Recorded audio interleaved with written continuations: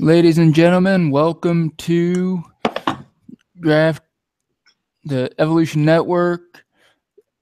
I am Joseph Potter, and we are live. And we're live. We are looking at some breaking news to start the morning. We're looking at Mitchell Trubisky being named the starting quarterback for the Chicago Bears. This is a move that is much needed, in my opinion. I don't like it. I think everybody knows my opinions on Mitchell Trubisky right now. Mitchell Trubisky is not going to beat you from the pocket. Mitchell Trubisky is going to have problems with his windup. Same time, right now, they're starting Mike Glennon. Mike Glennon ain't beating you from the pocket. Doesn't matter about what happens with Mike Glennon's windup because he's just not getting the job done. So, Chris, what's your opinion on Trubisky starting? Well, I actually think they should wait it out a little bit longer, but bottom line is they're not going to wait it out longer because, A, Glennon had 4 fumbles in that game, and the Bears had 3 fumbles in the first quarter. One was called back, but if you count the fumble that was called back, they had 5 fumbles against the Packers on Thursday night, and Glennon had 2 interceptions to top that off. So with all the mistakes he's making, and with it being on national television, and with the media fear-mongering the Bears into starting Trubisky, because I do believe there was some the media tried to create this Mitchell Trubisky circus because he was the number 2 pick in the draft. And it's like, why isn't he playing? Kaiser's playing, Watson's playing. I feel like the Bears are desperate, but Fox had to make a move because he said Trubisky may start. He never implied he will start until Monday. But after Thursday night's loss, he said he may start. So he implied that Trubisky was going to be the guy going forward from that point. And on that note, the Bears play the Vikings in Week 5 on Monday Night Football. So I think Trubisky could actually win his first start. But then after that, it's going to be hell until Trubisky beats your Browns on Christmas Eve. Well, the thing I'm looking at is how much of this was fueled by John Fox maybe looking at losing his job.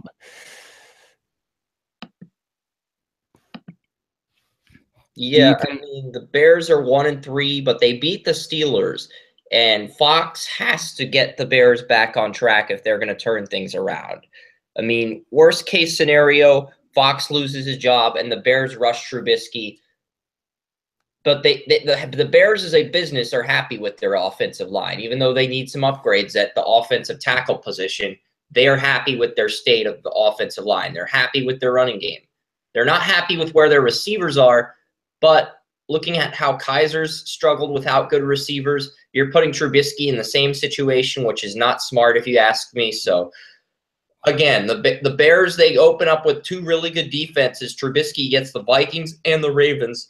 And then the Panthers is the first 3 NFL defenses he's going to face. So how he does against those defenses, which are top-tier defenses, is going to say a lot about him.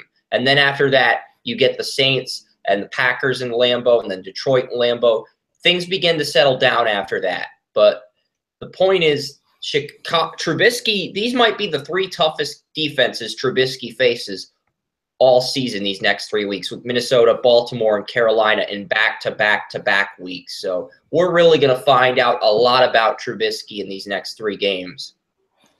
Yeah, we are. And while I don't agree that this move is the best for Trubisky or the best for the Bears' future, I do agree that for the present, it may be the best move for the here and now because of what they're working with in the here and now. And there's all this pressure to play a first-round pick when you have a losing record. And if Kaiser or Watson's showing promise, there's going to be pressure, especially if you drafted the QB ahead. Now, the Chiefs, they can take as much time as they want with Mahomes because they're 3-0. They win tonight. They're 4-0. He gets to learn the playbook. Maybe he benefits from that. But these other QBs, were put in situations where they were forced into the lineup because of their QB situations. Yeah, exactly. So it looks like that this is a wait and see thing. I don't think Trubisky is going to fare as well as a lot of people do. But at the same time, he was the Bears' future. Now he's the Bears' present. Well, if he gets the Bears to the playoffs like Tim Tebow did, he'll save his job, but that'll be the peak. It'll be like RG3 after his rookie season. That'll be the peak of Trubisky's career, and then he'll fizzle out while Kaiser or Mahomes or whoever isn't playing or whoever struggled as a rookie, they'll bounce back next season once they have better weapons to work with. Kind of like what we've seen in the past draft where Dak Prescott had the best supporting cast in the world. He just took off. And then Jared Goff, who I'm sure we'll get to that recap in a bit, but Jared Goff was my number one quarterback in that draft 2 years ago, and he's playing like the number one quarterback. When you compare his numbers to Carson Wentz's and Dak Prescott's this season, Goff actually is playing better than both of those quarterbacks right now through 4 games. Yeah, and we will be getting to them very shortly. And now we're on to our game recaps. We're going to start off with the Thursday night game. We got Chicago Bears, and here's where it gets fun because we just talked a little bit about this. Losing to the Green Bay Packers 35-14. Aaron Rodgers threw for 4 touchdown passes, and despite the injuries, the Packers emerge at home. They're 3-1. The Bears are 1-3. Mike Glennon, as we talked about, was 21 for 33, 6 turnovers. And Jordan Howard for the Bears, 18 carries, 53 yards, and a touchdown. So, I mean, the Bears do have one extremely bright spot, I believe, and that is Jordan Howard at running back. I think you can make the case for their entire running game being the bright spot because they've got Tariq Cohen, the rookie out of North Carolina, AT&T behind him. And because of that, because of Cohen's success, they ended up cutting Jeremy Langford, who showed some promise as well. So I think Chicago's running game is the bread and butter of their offense. Most of their linemen are terrible in pass protection, but they thrive at run blocking. So it's pretty evident that the Bears want to build a run-first team. But Chicago's just so depleted with injuries right now. Yeah, I mean, and they don't have Kevin White, Cameron Meredith, Jarrell Freeman, Kyle Fuller, or Quentin Epps, who are all inactive on Thursday night. And Danny Trevathan, he is going to get a 2-game suspension because of the hit he laid out in that game. He laid out a very dirty hit, did not get ejected from the game, but he laid a very dirty hit. Eddie Goldman got injured in the game. I didn't like how Tracy Wolfson downplayed the Eddie Goldman injury and raved about Ty Montgomery's injury because both of these teams suffered injuries in this game, and it felt like the Bears' injuries were getting downplayed because they weren't fantasy skill positions, and the Packers' injuries were getting talked about constantly. Yeah, and I mean, let's face it, this is something that Trubisky's going to have that Deshaun Kaiser does not seem to have, and that is a running game. And with Jordan Howard, a talented back, he only had 53 yards on 18 rushes, but he's also had some extremely good games as well as the featured runner. He had over 100 yards on the Pittsburgh Steelers last week in their overtime. Yeah, exactly. So we're looking at the Bears. They need to work on their offensive line. They need to work with their receivers, but they do look like they have a bright future offensively. As far as the Packers go, Packers have 10 injuries, and Aaron Rodgers will still lead them to a victory. I mean, at this point, is there anything Aaron Rodgers can't do? Yeah, Aaron Rodgers is the man. There's a reason people want to play for him. Went 18 for 26, 179 passing yards, 4 touchdowns, no interceptions. And after the game, he talked about how good his offensive line was blocking for him, even though they gave up a lot of hurries and a lot of sacks to the Chicago Bears and looked very sloppy. He didn't throw them under the bus. He's like, they did a good job. That's why offensive linemen want to play for this guy. Yeah, that's why They want to play for Aaron Rodgers. Why they wanted to play with Michael Jordan. Why they don't want to play with LeBron James. So, I mean, take your pick. Aaron Rodgers is up there with the best of them. Yep. And on to the early games for Sunday. We have the first game on the docket is the Cincinnati Bengals and the Cleveland Browns. Two 0-3 teams. The Bengals came out and just destroyed the Browns 31-7. This was a game we're not going to mention much of anything about it. Andy Dalton had 4 touchdowns, went 25 for 30, 286 yards. But we are gonna ask one question, and I feel it is relevant because you have Deshaun Kaiser. Kaiser's not going to get any better without some help at this point. The Browns have recorded 5 drop passes officially, but they only count passes that hit you in both hands and you drop. They don't count passes that hit you in the hands that maybe a little bit up or a little bit down or whatever. They only count perfect passes. So I think the Browns through the last 2 weeks have had somewhere around 13, 14 drop passes. So the passing game isn't going to help. So what do? You get a running game. Isaiah Crowell, averaging less than 3 yards per carry on the season. The guy at one point was averaging like 2.1 yards a carry. Immensely talented, yet doesn't seem to get it. He can't hit a hole. He's always bouncing off defenders. He's not getting yards. So, Chris, the question to you is, we're not going to improve the offense. We're not going to improve the passing game, the receivers. So, do we start for the Cleveland Browns, Duke Johnson? Well, I know after the draft, I know one of the positions they didn't really look at in the draft was running back. They did get Matt Days. I'm not sure where he stands on this roster, but Duke Johnson's in a contract year. I feel like you have 2 running backs in contract years.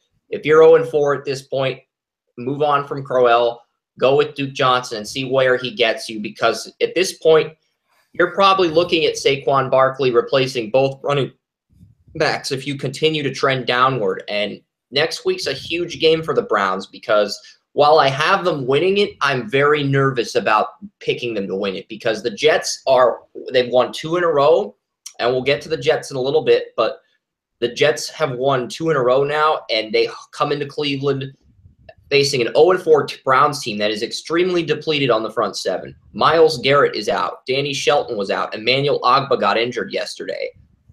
If those guys are back for the Jets game, the Browns should get their first win. Otherwise, I think Josh McCown plays extremely well against his former team and leads the Jets to a 3-2 start. But then the Jets will fizzle after that, unless they get lucky and beat the Patriots and their home crowd, which could happen. But after that point, they fizzle. Because that's just the Jets are not going to the playoffs. We need to be realists about this. Yeah, and Garrett and Shelton are expected to be back. Shelton was not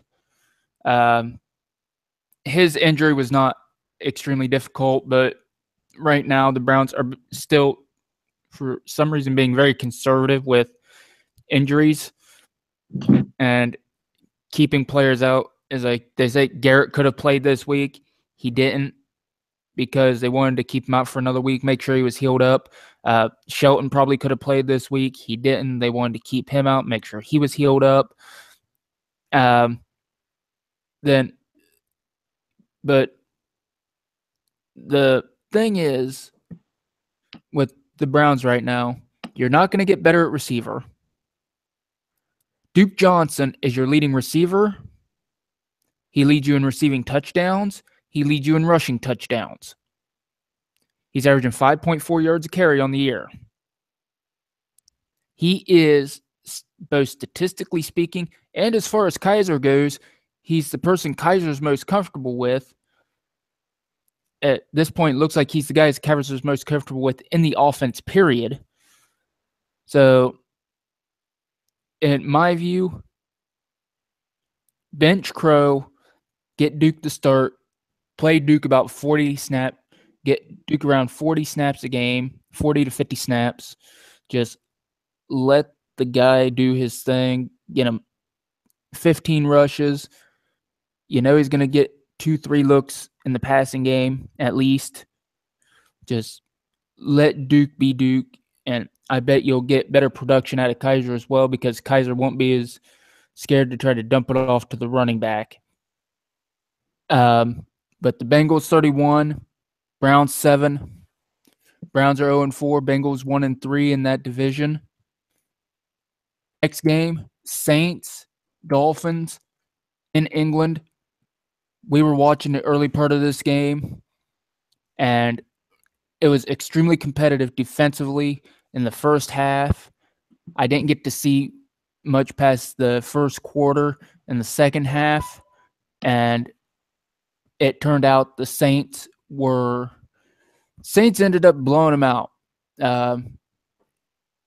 Ended up 20-0. So, Chris, this was a tale of two halves. A very good, interesting, entertaining first half. But the Dolphins blew their window of opportunity early in this game because they were driving. They had a 7-minute drive in the first quarter. Actually, that drive in the first quarter where Cutler threw the interception was their opening drive. I didn't believe that was the case initially, but they had an 8-minute drive going, and they came away empty-handed. And that's what hurt them, because if they get that, they build confidence on both sides of the ball, and they probably go on to win the game. But we talked about some of the things on our podcast yesterday, and I believe the next game we'll do might be the last one. Will be the Vikings and the Browns on October 29th. So that's the last London game. I've already checked, and the thing with this game, though, both defenses played so well at the beginning of the game, and then both quarterbacks were extremely good early on. And turns out Drew Brees finished the game still being extremely good, 29 for 41, 268 yards, 2 touchdowns. Michael Thomas from New Orleans, good first. He's had a pretty good game there in the first half, and he ended up with 8 receptions, 89 yards, and a touchdown. Yeah, I think the player we're underlooking here who had almost 100 yards is running back Alvin Kamara. He led the team in receptions. He had a receiving touchdown on a pitch at the end, which technically should be a rushing touchdown. He got a lot of confidence and touches in this game. So now I sort of feel like the Saints are using this to create anticipation, because Willie Snead's still injured. Armstead, they're both expected to be back. They were supposed to be back for this game, but the Saints wanted to be conservative with them. And I feel like the Saints are going to play both of them next week, and they're trying to make defenses think, okay, you got a game plan around Kamara and Michael Thomas. Now we'll go to Willie Snead now that he's healthy again. I feel like it's a psychology tactic that Sean Payton is using to manipulate the defense into allowing certain players to get open so Brees can connect with those players, and it works. Well, Kamara did have a very good game, so we're going to need to watch him going forward. Next game is the first of our 4 featured games. We had the Buffalo Bills versus the Atlanta Falcons, and I think I was watching some of the game this morning, and the talk of this game has to be Tre'Davious White. The rookie corner for the Buffalo Bills, is just, at this point, the guy is just excellent. If it wouldn't have been called a tuck rule incomplete pass, he would have had a fumble recovery for a touchdown. The guy just keeps getting better and better every week. Well, I think that Bills ended up get a touchdown. That call got overturned. Because that touchdown gave him a Buffalo 14-10 lead. So yeah, and the Bills won 23-17. They're 3-1. But Matt Ryan went 24-42, 242 yards and a touchdown. Tevin Coleman, 9 carries, 79 yards. Charles Clay was the leading receiver in this game for Buffalo with 5 receptions, 112 yards. We both left this game injured in the first quarter. And Buffalo didn't have Cordy Glenn or Shaq Lawson to rush the passer. So Tyrod had to carry this team to a victory once again, and he did. And he's done it 2 consecutive weeks now against Buffalo and Denver. And the Buffalo Bills, even though we have them 8-8 as one of those teams in that 4-way tie for the final wild card, they beat Denver, they beat Atlanta. This is a team that's going to start the year strong, and they're going to fizzle down the stretch, but they're going to give Bills fans a lot of hope they've never seen since the early 2000s. And we're already seeing it. We're seeing this effect take place. In July, I was speculating whether or not the Bills would start 4-0 because I just felt like they just might do it. And they're kicking butt so far. And the 2 players that stood out in this game, one you mentioned, Tre'Davious White, and then the other was Jordan Poyer, the former Packers player who signed with the Bills. And those were the 2 players that really stood out for Buffalo in this game because without White, without Sanu and Jones, Tre'Davious White just had a field day once those receivers left the game injured. And then you had the other player, Jordan Poyer, he had 2 interceptions. So White and Poyer, I found a group photo of them high-fiving each other, or they're like, I don't know if they're hugging each other or what it is, but like they're celebrating together as the Bills won the game. And I figured these were the 2 most important players in the Bills' victory. They're the players that need to be acknowledged before anyone else. Yeah, Tre'Davious White was just excellent on the day. Chris, you're echoing. I'm not echoing. But the Bills are 3-1. Falcons are 3-1. Bills win 23-17. Next game is our second featured game. We're looking at the Rams beating the Dallas Cowboys 35-30. And Jared Goff and Todd Gurley are making for one heck of a 1-2 punch right now with the Los Angeles Rams. Goff is 21 for 36, 255 yards, 2 touchdowns. Gurley, 23 carries, 121 yards. And these guys were just an excellent combination. And you look at Dak Prescott's line for Dallas, 20 for 36, 252 yards, and 3 touchdowns. So this was one of those games that was just, it goes down to the wire. You'd love to watch this type of game, but what about these 2 young guys, Gurley and Goff? What's your take on that? Well, right, Goff just was lights out, 21 for 36, 255 yards, 2 touchdowns, no interceptions. You also had Todd Gurley, so he was another big asset in this game for the Los Angeles Rams. And Gurley had 23 carries, 121 rushing yards, 7 receptions, 94 yards, 30 touches, 215 total yards, and a receiving touchdown. I think the biggest reason these guys succeeded was due to Andrew Whitworth and center John Sullivan. Those guys were brilliant today. Zerline was awesome as well. I think the nucleus, the core, the effort of those guys really allowed the Rams to get a much-needed win in Dallas. And they're in a great position right now. They're in a position to control their own destiny. And I will pull something up here with the Rams in a second, because I do have someone tweeted the stats of all 3 of the 2016 NFL draft quarterbacks for Goff, Wentz, and Dak Prescott through 4 games. And I figured now is probably the most appropriate time in the show to share that information when you consider 2 of those 3 quarterbacks are in this game. And I believe that Jared Goff is outplaying both quarterbacks. Well, right now I wouldn't doubt it because Goff is playing some excellent football at the moment.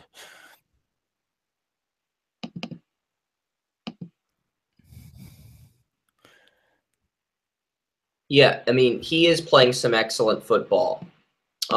Right now, Carson Wentz has 1,058 passing yards, 6 passing touchdowns, 2 picks, and a 90.3 quarterback rating.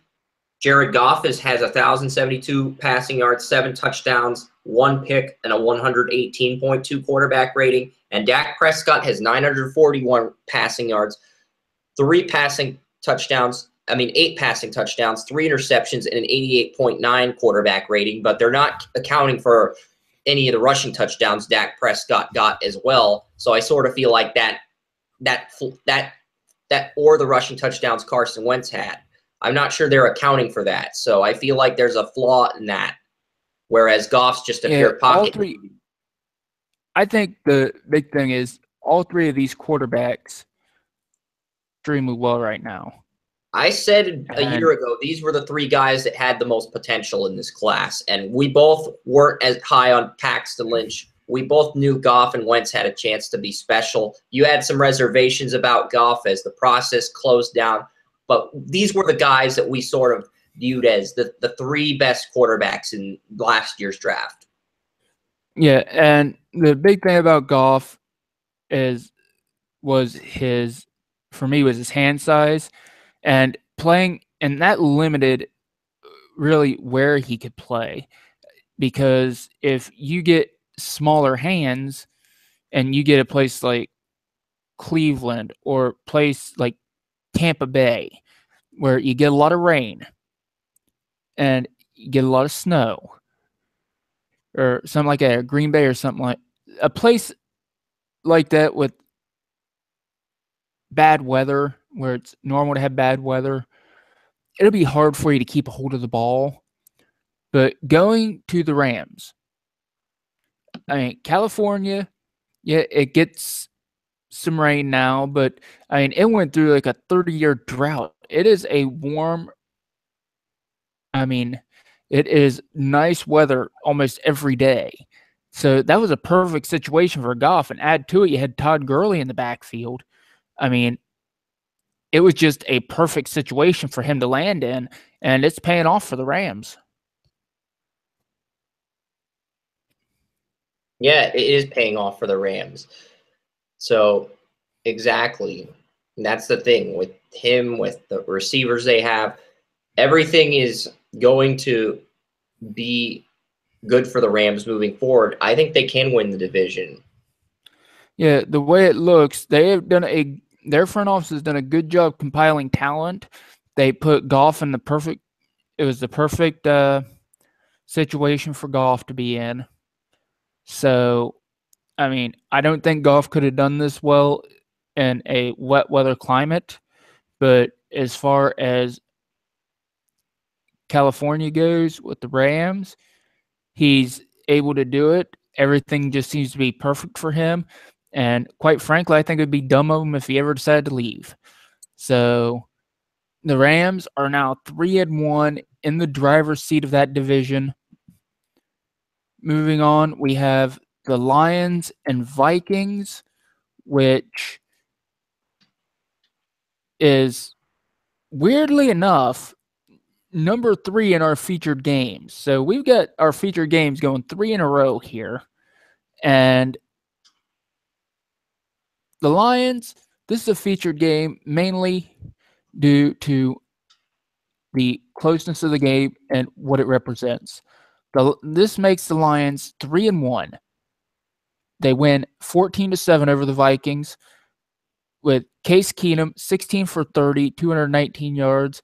But the big thing for Detroit was Amir Abdullah. I believe this was the best game of his career, or at least one of them. 20 carries, 94 yards, 1 touchdown to overcome Stephon Diggs, 5 receptions for 98 yards from Minnesota. So, Chris, what do you think about this Lions defense, how they were able to hold the Vikings to 7 points and allow the Lions to squeak out a 14-7 win? Well, I'm looking at the Lions here, and this was a very plain game, a very vanilla game, if you want to put it. I think that this game just didn't live up to the hype as far as offense goes, but as far as defense goes, both defenses brought it.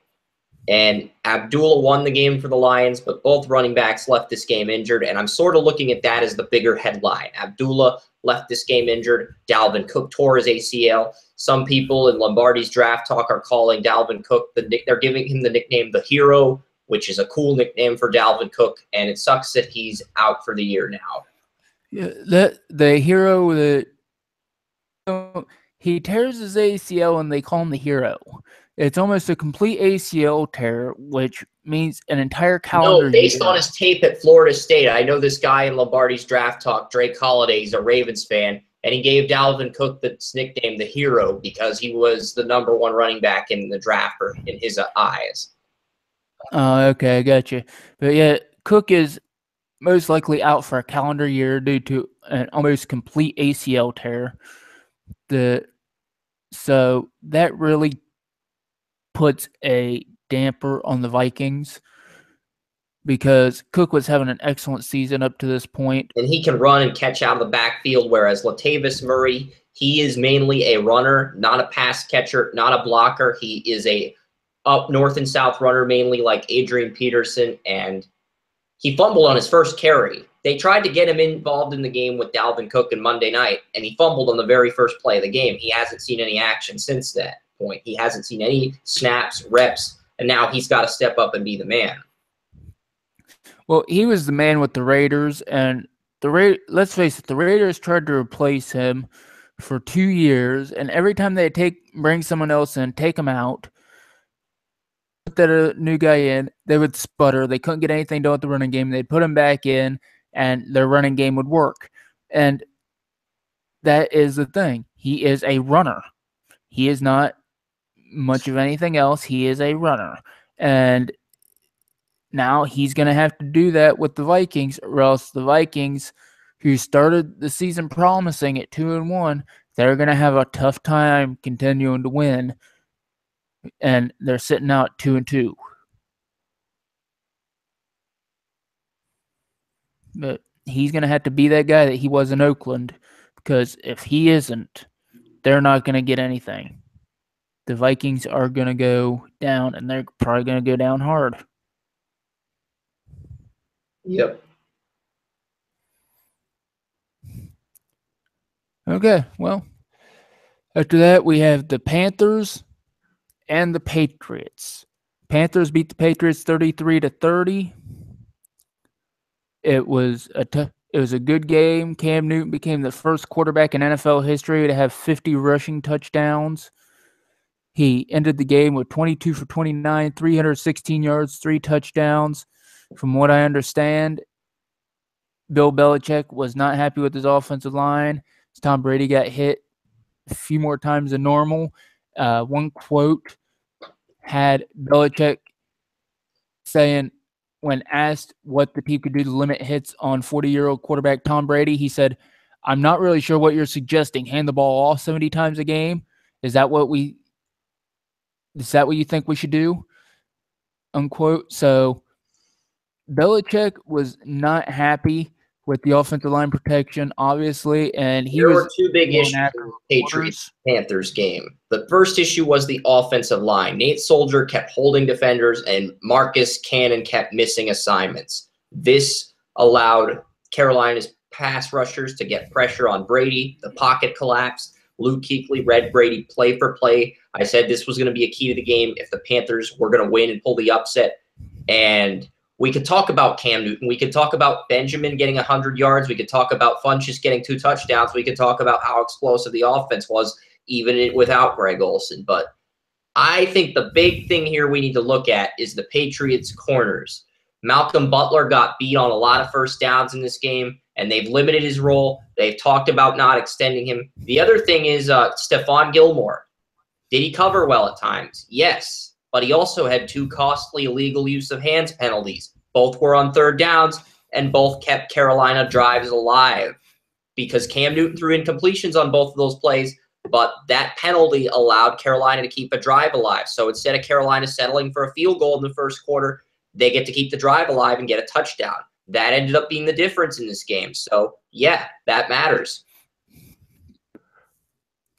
And Kelvin Benjamin also had his best game of the year, 4 receptions, 104 yards. And Jonathan Stewart had his best game of the year, 14 carries, 68 yards. So the Panthers 3-1, Patriots 2-2. We'll see what happens next week, and if the Patriots can bounce back from this pretty heartbreaking defeat. Next game is a pretty surprising one, as the Jets down the Jaguars in overtime. And Josh McCown, let's face it, Josh McCown looks like he's playing as a spry 34-year-old quarterback. Well, Bilal Powell is just playing out of his mind right now. He had 21 carries for 163 yards and a touchdown this week against the Jags. So, Chris, can you give any explanation as to why Josh McCown actually looks like he's about 4 years younger?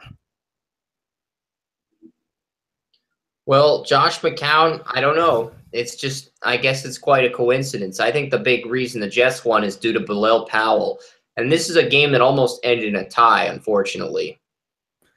Yeah, it is. And the Jaguars look like they were in position to win a couple times, but it was either a drop pass or the Jets. That's why I'm nervous about the Jaguars. One week they come out guns blazing. They kick butt against teams with quality defenses like the Texans and the Ravens, and then they lay an egg against the Titans in their home opener. They lay another egg against the Jets in New York, and they should have beaten the Jets, but they didn't. So Bortles made a lot of mistakes. I'll give the Jets credit with Powell and their speed, using that to wear down Jacksonville.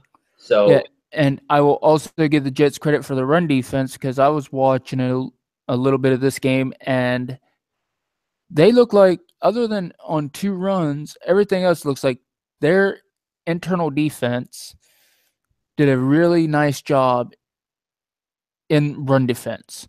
Their defensive tackles look like they did a really good job in keeping the running back together. So I'll give their defensive line credit. They did a nice job in bottling up some of the big runs that the Jaguars have had over the last couple weeks from both Bortles and the other running backs.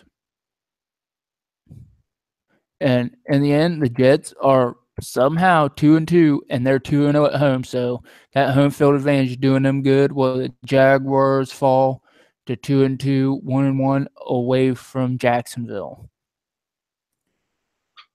Now, the game that I thought was going to be closer, that set the tone for the entire division. Steelers beat the Ravens 26-9 to move 3-1. Ravens are 2-2. Steelers at this point have every tiebreaker over everybody else in their division right now. Everybody else in the NFC North. Flacco threw 49 passes, 31 for 49, but only 235 yards, 1 touchdown. Le'Veon Bell ran wild, 35 carries, 144 yards, 2 touchdowns. Mike Wallace, 6 receptions, 55 yards, and a touchdown. The Steelers, behind Le'Veon Bell, just went nuts. Flacco threw a lot of passes. His touchdown to Mike Wallace being the only really bright spot for the Ravens in this game. The Ravens started out hot on the season, had one of the best defenses in the NFL, but the past 2 weeks, giving up 45 and 26 yards. Chris, what's happening to the Ravens right now? Well, the Ravens are just terrible. The Steelers' defense was just that good. With the game, Le'Veon Bell just ran wild, 144 rushing yards, 35 carries. They really didn't need to give Bell 35 carries. They could have gave Connor some more carries to boost his confidence. They did give him like 4 carries. So, yeah, I'm guessing the Steelers are trying to prepare both backs. As far as the defense goes, TJ Watt did make his return.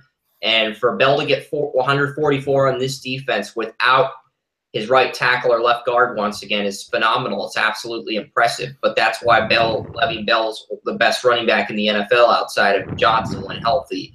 And as far as the defense goes, TJ Watt returned from his injury, and Bud Dupree returned, and this was the first game where Bud Dupree and TJ Watt were next to each other. Because if you remember, in week 1, Steelers had Watt and Chicolo starting. Week 2, it was Bud Dupree and Chicolo. They used Harrison for depth purposes, and they put him on the inactive list the last 2 games. So this is the first game we actually saw Watt and Bud Dupree together, and both had I think both had 2 sacks in this game. So big, very good pass rushing unit. And the way how disciplined the Steelers are playing and the way the Patriots have been sloppy defensively, I think that gives the Steelers an advantage right now in the AFC over any other team, even though the Patriots were my preseason pick to win the AFC. Yeah, and right now, I think a big thing is early in the season, the Ravens' defense was just – they were going out there and imposing their will in the first 2 games. And since then, their defense has not been as imposing. And I think that is the big difference for the Ravens. It was all going to be about their defense this year. And when their defense has been on, like in the first 2 games, we've seen it. The last 2 games, it hasn't been on, and we've seen the results. And the results are the Steelers are now not only in the driver's seat of the NFC and the AFC North, but they're in the driver's seat and the car is DNA locked. Yeah, I mean, right now I believe both the Steelers and the Patriots go 13-3. I still have the Patriots winning in Pittsburgh in Week 15. And if that happens, both teams will be 13-3. The Patriots getting home field. However, if Pittsburgh wins that game, they would have home field at 14-2. Bottom line is Pittsburgh is in the driver's seat. I mean, Patriots basically have to win out and only lose 1 game to Atlanta, Oakland, Denver, or Pittsburgh. Well, they can't really lose to Pittsburgh if they want home field, but they have to beat Pittsburgh and then 1 game to either Denver, Atlanta, or Oakland. That's a challenge. This schedule is a lot more challenging than people think. So Pittsburgh is in the driver's seat right now. Yeah, and the next game is not only a featured game, but probably the biggest game of the year so far in terms of what it means for the rest of the NFL. I said in our prediction show on Draft Utopia that Deshaun Watson needed a near-perfect game to beat the Titans. Well, Houston Texans, 57, most points in franchise history for a game, beat the Titans, and Watson had that near-perfect game, 25 for 34, 283 yards, 4 touchdowns. DeAndre Hopkins was the leading receiver, 10 receptions, 107 yards, 1 touchdown. Lamar Miller finding the fountain of youth, 19 rushes, 75 yards, and a touchdown. Chris, Watson scored a rookie record for total touchdowns in a game. What more can you say about this guy? He was downgraded. Out. I know you want to give him the credit, but I'm not going to give him the credit. I'm going to give the credit to Andre Hall, the guy who picked off Marcus Mariota twice. I'm also going to look at how Marcus Mariota suffered a hamstring injury after going 6 for 10 with 89 yards. But I will give the Texans offense some credit because I don't think it's Watson. I think it's the dynamic. And this is what I mean. This is the first game we saw Will Fuller and DeAndre Hopkins play side by side next to each other all season because Fuller missed the first 3 weeks of the season with a broken collarbone. This was his first game back, and the Texans tore it up. I mean, Watson looks like a completely different quarterback when both Will Fuller and Hopkins are healthy. He looks like a Ben Roethlisberger type quarterback, a Winston type. He looks like a future Pro Bowler in the making when he has those weapons at his disposal. Well, yeah, for any rookie quarterback needs weapons. I mean, that's why you're seeing DeShone Kizer fizzle so much. It's like it doesn't matter what he does. I mean, he doesn't have weapons. Gave Bedorowitz, their starting tight end, and Hopkins 5-year extensions. Plus, Will Fuller's in the 2nd year of his 4-year rookie deal, which could become a 5-year rookie deal. So the Texans could have this nucleus. The Texans were smart to extend these guys ahead of time because not only will they have Watson for the next 4 to 5 years, they're going to have these weapons as well for the next 3 years. So they're really giving themselves a window of opportunity to do something special if Watson can step up to the plate, avoid interceptions, and be the man. Yeah, and that's the thing. All young quarterbacks, as I was saying, need those, so they're not going to do well. And right now, Watson has the weapons as he learns. And he has a lot of athletic ability, so you can't discount the 25 for 34, 283 yards, and a rookie record for touchdowns just because he has weapons. J.J. Watt still does not have a sack yet through 4 games this year, but as long as the team's winning, he doesn't really care. And T.J. Watt plays J.J. Watt on Christmas Day in Houston. Just wanted to throw that out there. Watt's parents will probably be at the game, and they're going to make a big deal out of that when that happens. Yeah, that's one of those things that,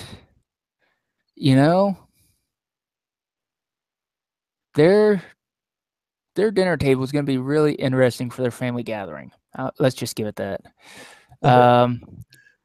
Very intense dinner. A lot of testosterone flowing in that one. And I think you said it, the big news other than the Watson game was easily the Marcus Mariota injury. How severe is that injury, Chris? It involves a hamstring. I know Derek Carr's injury is just mainly back spasms, so Marcus Mariota's injury is going to involve a hamstring, and I believe they're going to put things together here, the Titans, because Matt Castle, he was listed as questionable, and last year we saw Derek Carr and Marcus Mariota get injured on the same day. Both got placed on injured reserve, and the Titans just – Matt Castle cannot be playing on the field. I know people say he's a good backup, but Matt Castle is a clipboard guy. He should not be allowed to be on the field. And, yeah, last week Mariota took that cheap shot hit. This was a clean hit on Mariota. It's just unfortunate he got injured. The reason I was laughing is because there was like – you know what? I'll save it till after the show. It's funny, but it's not offensive. It's off topic. I'm going to save it till after the show. It's funny though, but I'm going to save it. Alrighty. And next game is, we're just going to glance past this. Final in overtime, Arizona Cardinals 18, 49ers 15. Carson Palmer 31 for 51, 357 yards and a touchdown. Jaron Brown, 8 receptions, 105 yards, and the Arizona Cardinals moved to 2-2, while the San Francisco 49ers are 0-4. The only scores in this game were field goals until Larry Fitzgerald got the game-winning touchdown near the end of overtime. This game was so atrocious that the Quiznos Subs company could write a song about how awful this game was. Well, that's a nice way to end that segment.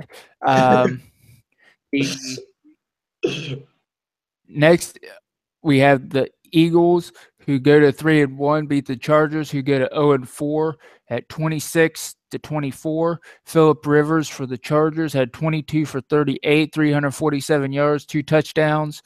LeGarrette Blount had 16 carries, 136 yards for Philly. And Keenan Allen had 5 receptions, 138 yards for the Chargers. Wasn't enough. Blount powers the Eagles past the Chargers 26-24. Chris? Yeah, I'm going to give the Eagles – I'm not going to give Wentz the credit. I'm not going to give the Blount the credit. I should. It's the right thing to do. But I'm going to give the offensive line for the Eagles all the credit. Now, the reason I say that is Joey Bosa, no sacks. Melvin Ingram, no sacks. Corey Liuget, no sacks. Brandon Ingram, no sacks. Or Brandon Mabane, no sacks.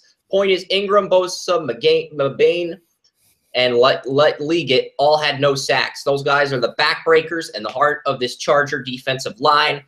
And anytime an offensive line can get all 4 of those players under 0 sacks, I don't care who you are, who you have up front, your offensive line gets the game ball. Wentz, Lane Johnson, they were all playing. Jason Kettle, all these players were playing up front. So the offensive line gets all the credit here today. Carson Wentz only had 1 touchdown, no interceptions. he did manage the game well, but he didn't have over 300 yards. His running back, Blunt, had over 100 yards, didn't get in the end zone. And it was a great win for the Eagles, but it wasn't a convincing win. So because the offensive line played so well, all 5 of the offensive linemen get game balls, and we're just going to give the quarterback, Carson Wentz, and the running back the silent treatment like they didn't do jack anything. Yeah, and I think that the big thing is Chargers are 0-4.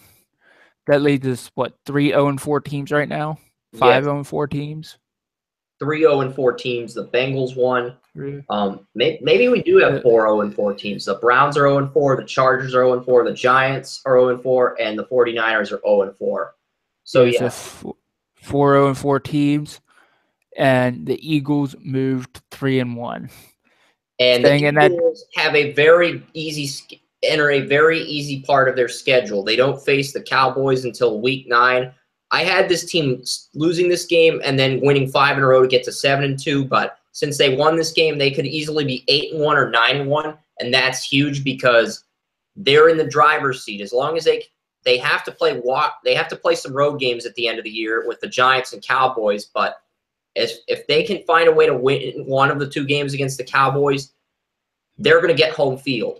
But I have the Cowboys sweeping them in both Dallas and Philadelphia. But Dallas misses the playoffs, and Philadelphia gets a first-round bye at 11-5.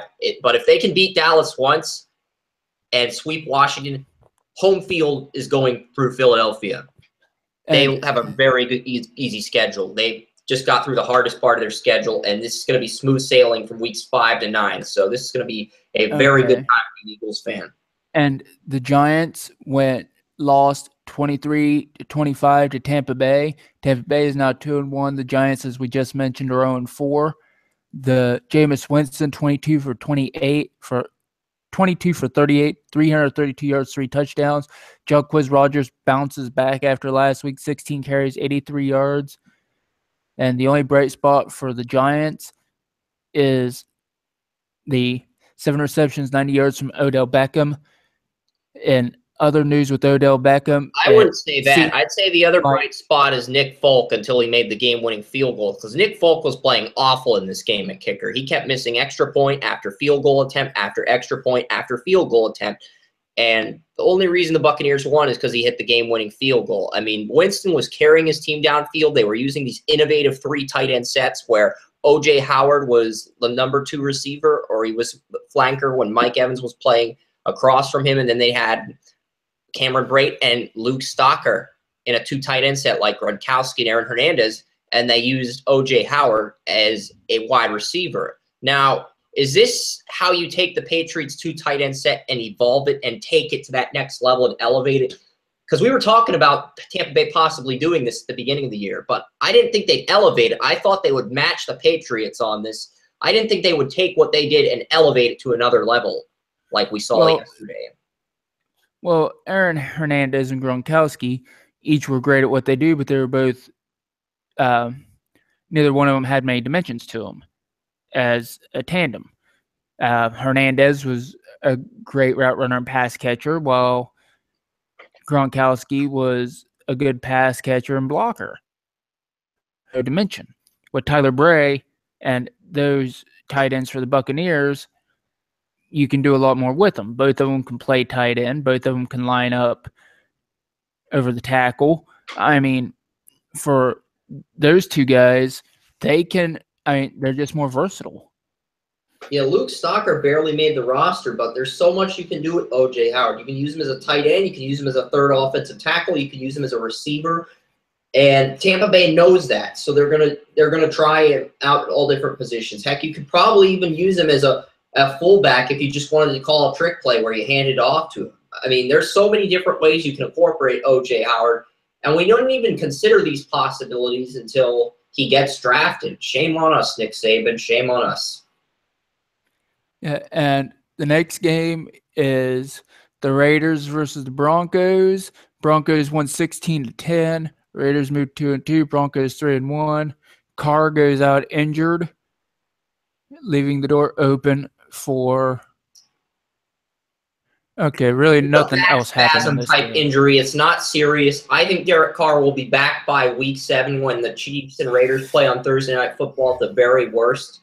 I am leaning Baltimore for week 5 now, but I think Oakland bounces back in week 6 or 7 once Carr returns. It doesn't affect their playoff chances. They still find a way to get wild card at 9-7. No, I don't think there's any other news for this game except for Carr's injury. So we'll move on to the game-winning interception, former Boston College player. We'll give him a shout-out to make Grace happy and move on to the next game. Yeah, and the next game is the Seahawks and Colts. Seahawks with the Colts, something awful.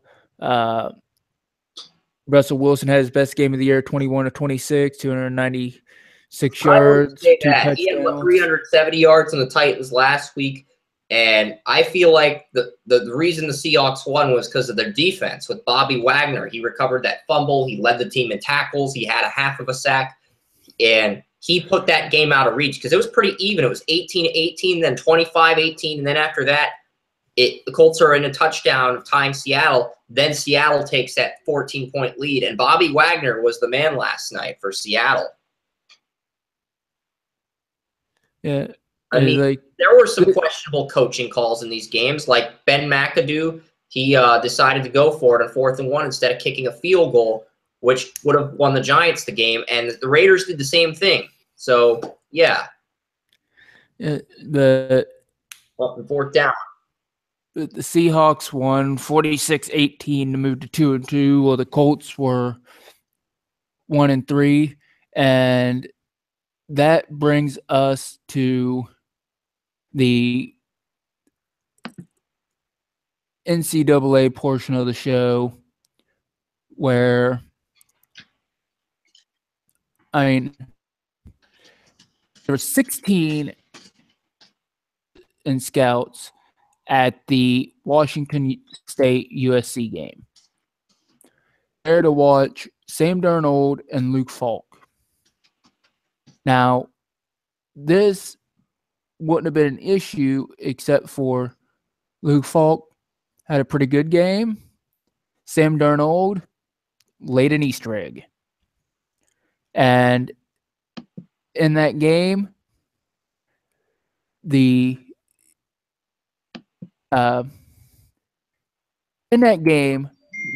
team lost. The USC lost 30-27 on Thursday night. So, Chris, what was your thinking on how this went out? Well, is this college?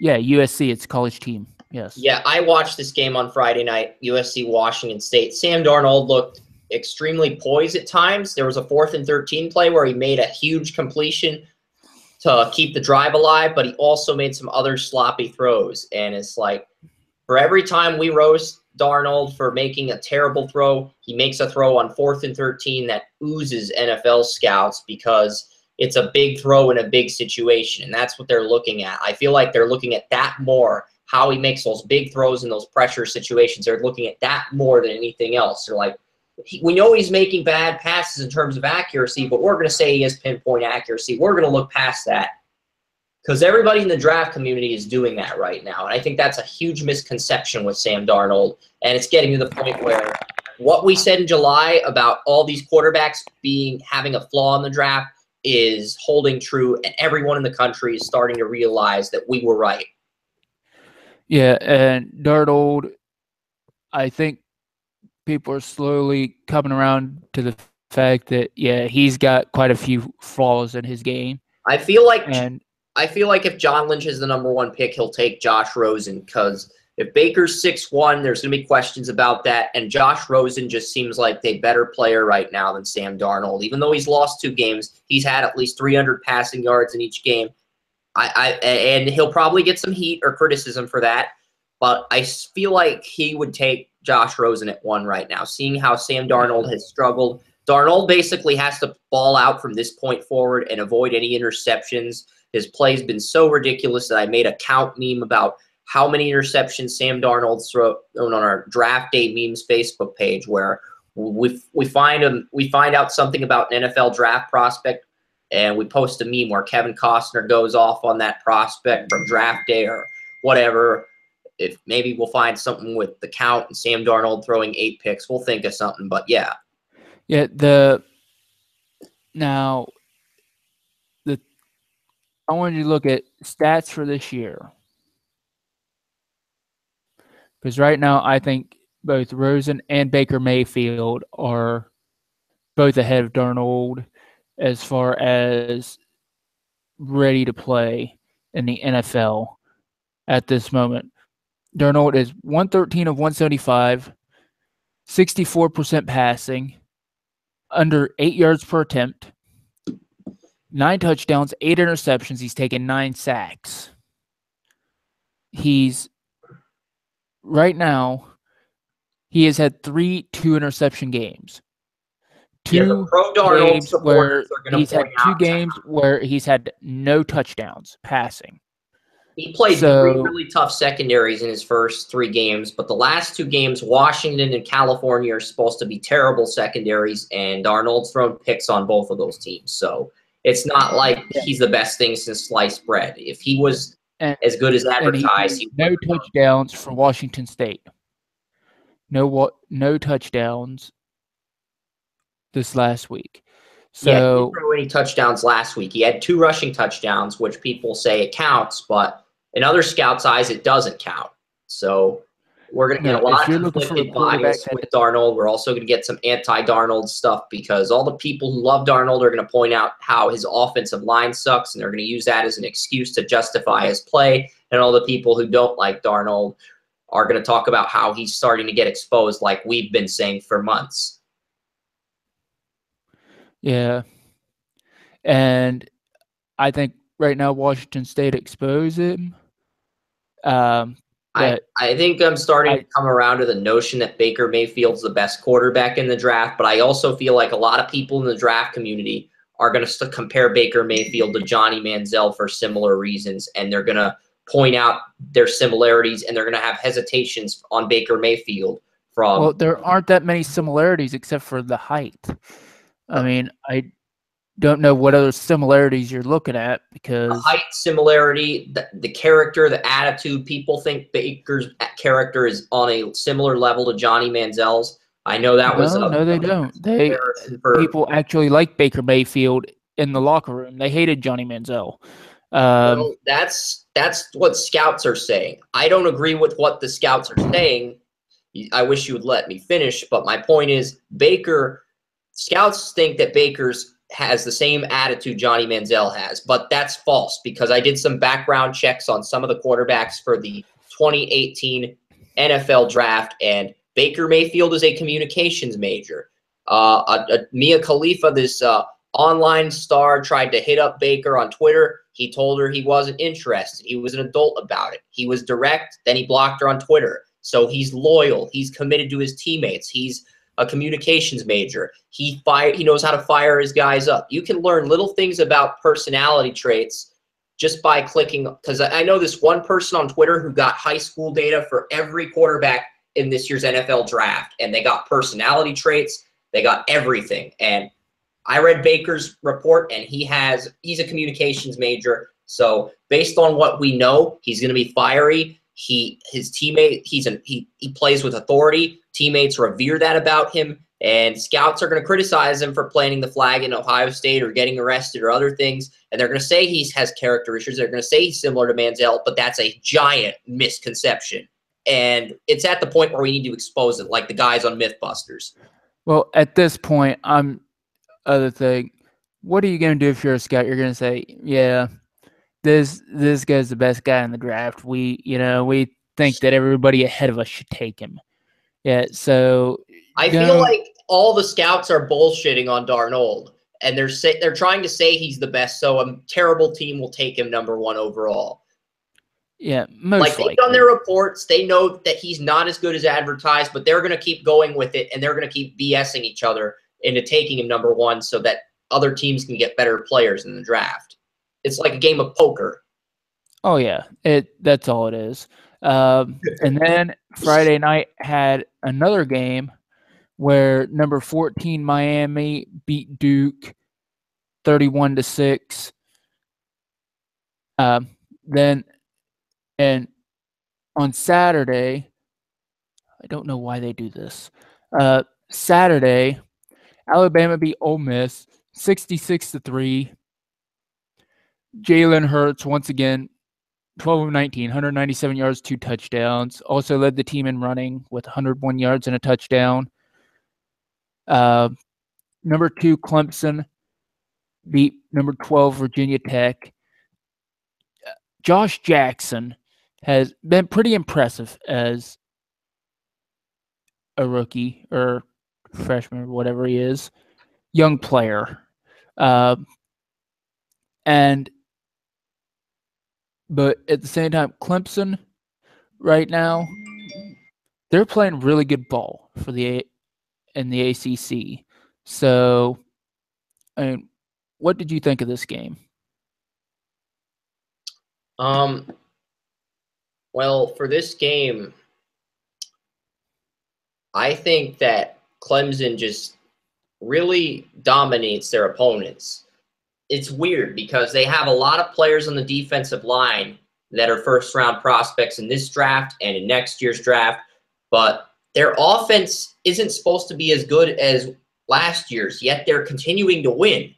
And it's amazing because the only team left on their schedule, maybe there's 2 teams, Florida State and North Carolina State are really the only 2 teams left on their schedule that can keep them from running the table. And I doubt Florida State does it with Francois injured at quarterback. So you're looking at North Carolina State, the team that came in, waltzed into Florida State, beat them on the road as the main challenger to Clemson. And that game will be in Clemson. So Clemson will have the home field. They should have the advantage in that regard. So, but yeah, it's probably going to come down to North Carolina State and Clemson. As much as I hate to say it, that's probably going to be the game that decides who wins the Atlantic Division. And then I'm guessing the winner is going to play the Miami U.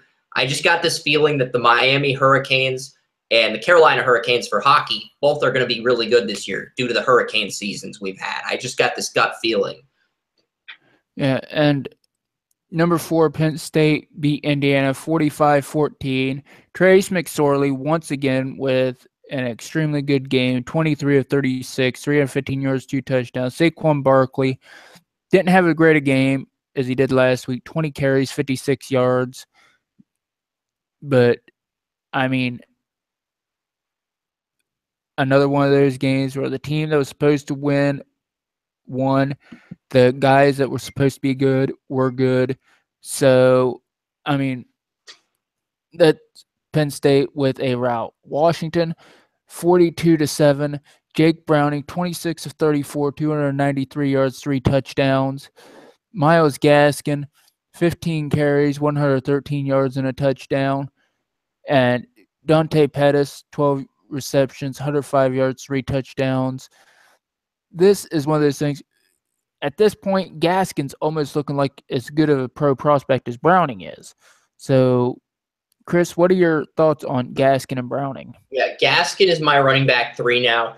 I mean, he might even move up to running back 2 at this point because Geis has – I thought Geis was going to be the man at LSU this year. He struggled against Mississippi State. LSU lost to Troy. So that really reflects poorly on Darius Geis, whereas guys like Myles Gaskin out of Washington, guys like Ty Johnson. Johnson started the year very good for Maryland, but he has sort of – Maryland stumbled last week. Royce Freeman struggled for Oregon last week, and that was mainly due to their quarterback, Justin Herbert, a top quarterback in 2019, going down. So another quarterback who was projected to go round 1 in 2019 gets injured. That's why you have to draft a quarterback this year if you need one, because all these QBs next year's class are going to have durability issues. So it's going to be horrible. It's going to be like 2013 all over again.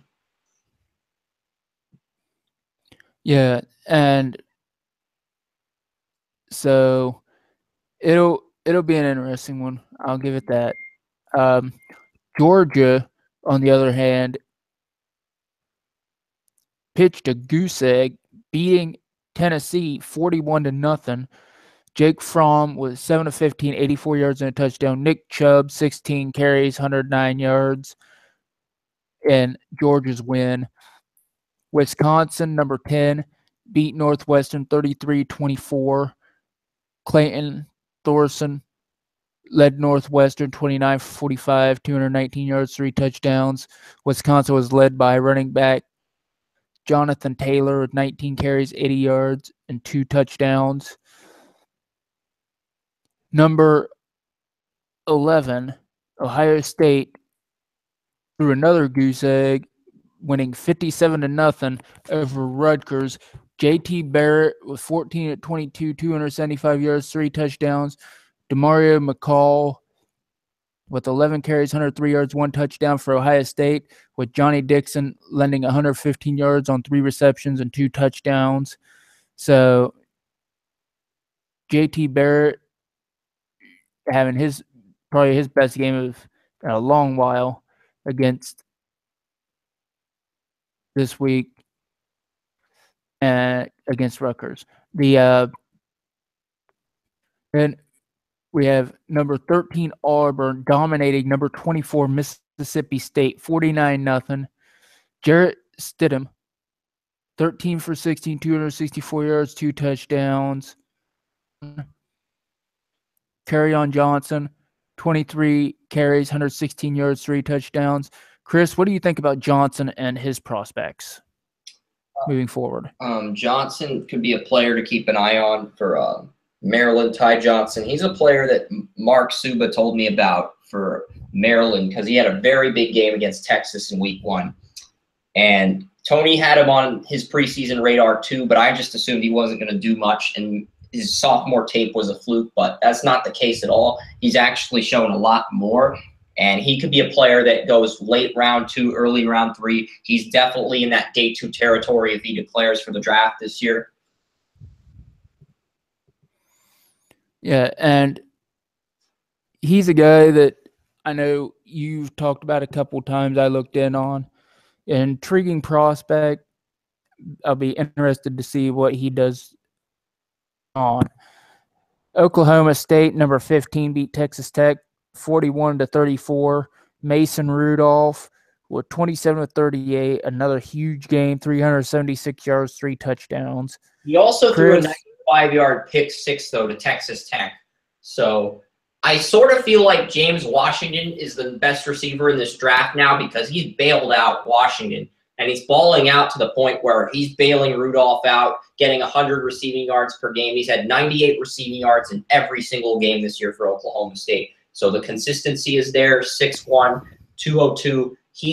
I sort of feel like he's going to be propelled into the top 5 or maybe the top 10 like Justin Blackmon. But he doesn't have the character that Blackmon had. So that's a good thing because his character is much superior to Justin Blackmon's character coming out of Oklahoma State. And those character issues never really were exposed until he got to the NFL. So scouts didn't really know much about that. Yeah, and James Washington had 9 receptions, 127 yards, and a touchdown in this game. And he's somebody we're going to be watching with great interest going forward.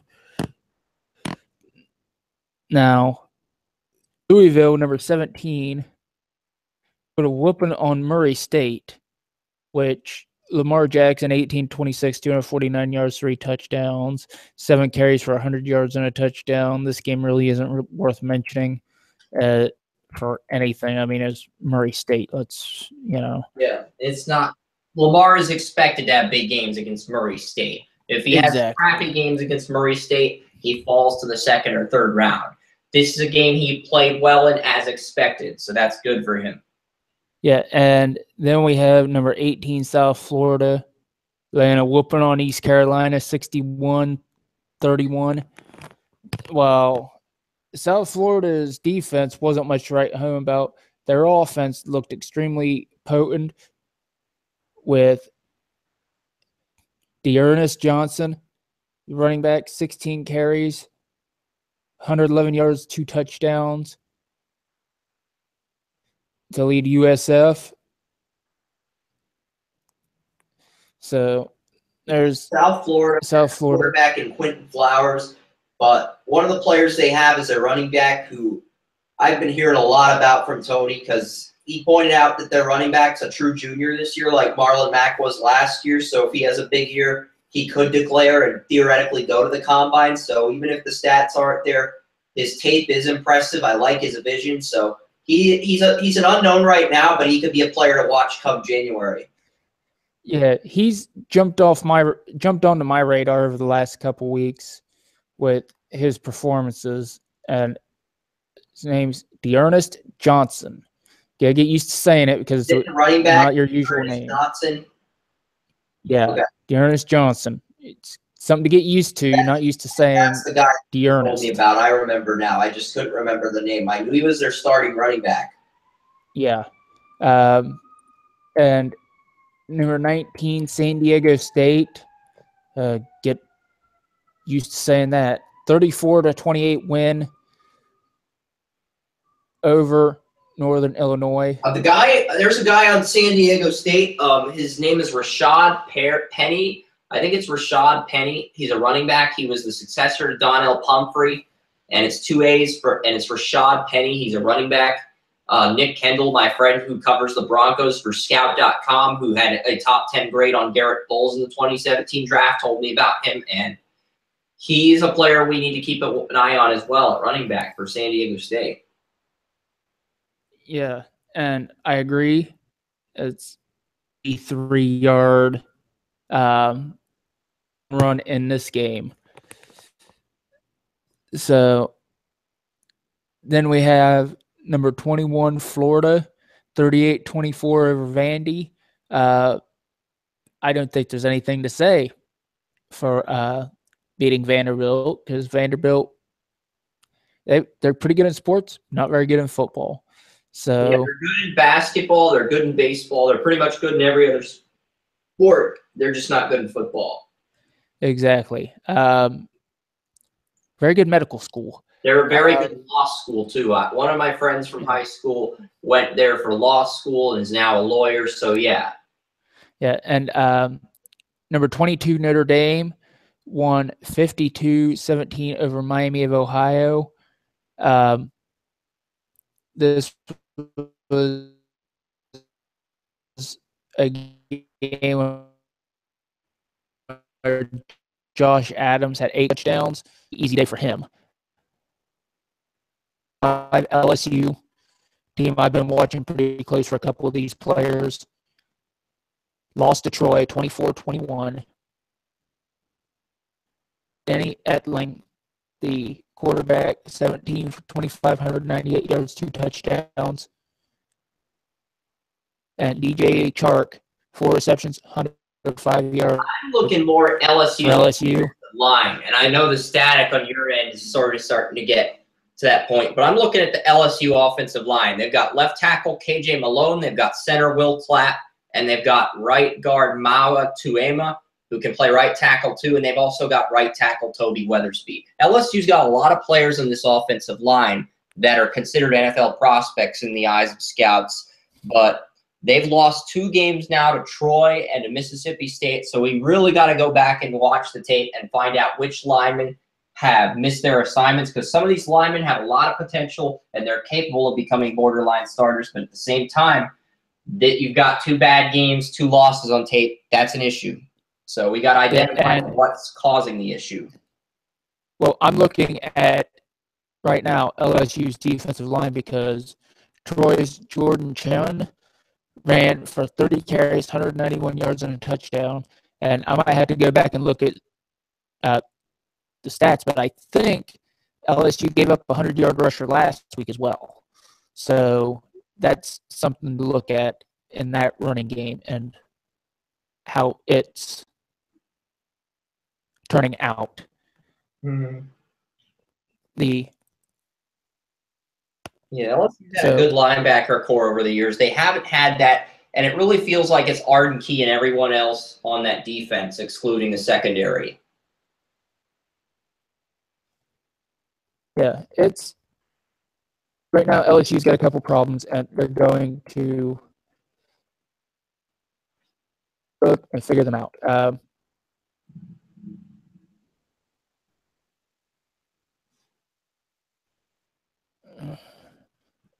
I'm looking up through some of the notes here.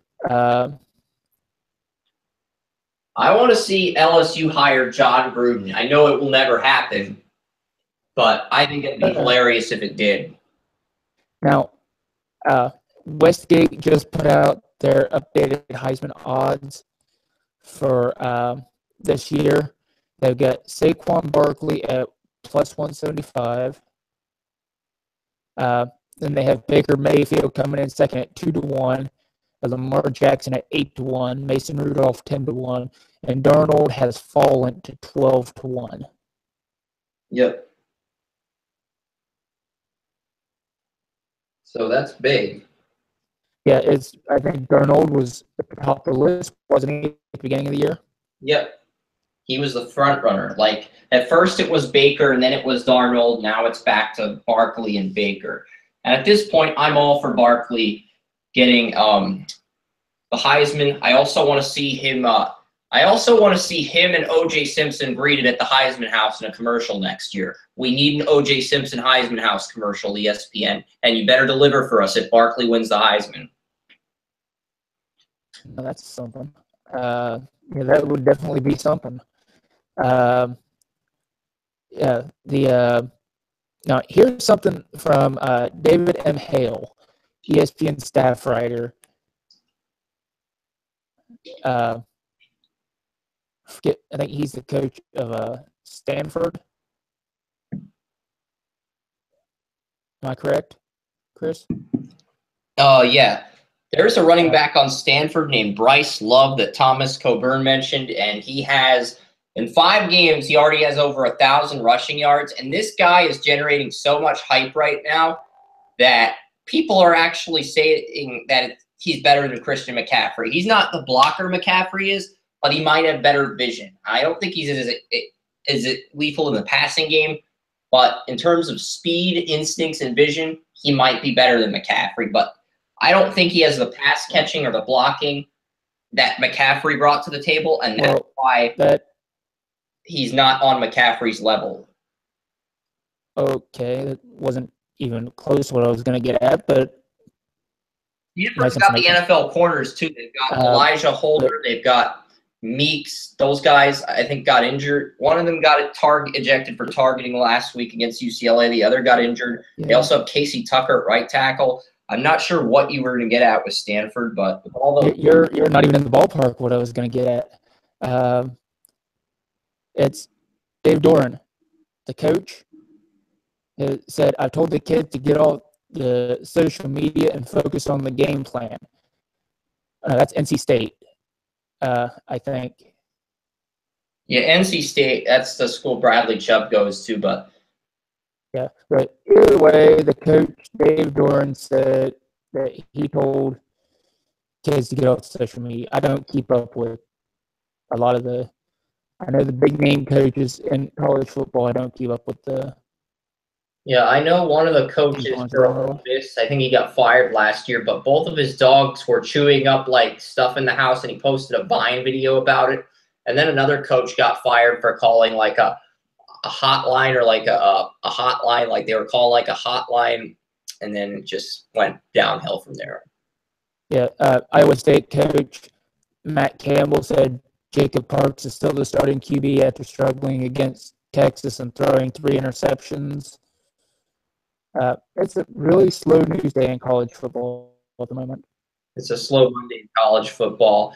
And, I mean, the only game that people were excited about, there were 2. There was the USC game against Washington State, and there was the Colorado-UCLA game, which I watched. Rosen actually looked good in that game, but Colorado tested him, and Colorado is a really good corner that is going to potentially enter the round 1 conversation. So there's a lot of different things with these games. So it's going to be interesting to see what happens. And just going down through the news, and there's not much here. So we got the 2017 strength of record as of right now. Okay. Oklahoma is ranked 1. They're 4-0. They've got an 11% strength of schedule. Clemson, number 2, well, I'm not sure the strength of schedule, but win to loss. Win to loss. Clemson, number 2, 5-0, 14%. Georgia, 5-0, 18%. TCU, 4-0, 29%. And Alabama, 5-0, 31%. Yeah, I agree. That's why we're going to see a lot of teams in high play down the stretch. Yeah, there's just not a lot of news, and from the looks of it, not a lot of competition going down through the further you go down. So that is a very anticlimactic way to end the show. Chris, do you have anything more interesting that we can go other than an unknown coach and a strength of schedule that is very underwhelming? Well, we have one. I think I am going to have a upcoming podcast either tomorrow at 6 p.m. Eastern, because we're going to be the NHL season starts on Wednesday. The Major League Baseball playoffs start tomorrow, and we're going to recap the Monday night game, maybe even get into some Week 5 predictions. So we're going to have a big show planned out for Tuesday night at 6 p.m. tomorrow. Yeah, I know. I'm juggling a lot of different things. We've just exceeded the 950,000 unique visit mark for we're closing in on 1 million readers, and we got a big show planned for tomorrow, because I got all the NHL previews up, and Major League Baseball playoffs start tomorrow, plus there's picks. I've only gotten 2 of the 4 articles I need to get up for today. It was a fun show, Joey, but we both have a lot of things we need to do for today. So thanks, and feel free to check us out at Draft Utopia. Yeah, so for Chris Ransom at Draft Utopia, I'm Joseph Potter. Feel free to like and share. If you like the channel, please subscribe. If you don't like us, please leave a comment. If you do like us, please leave a comment, because we'll get back to you. We'd love to hear from you. Get us some feedback. Give us some criticism. Show us some love. And you all have a good day. Have fun and take care.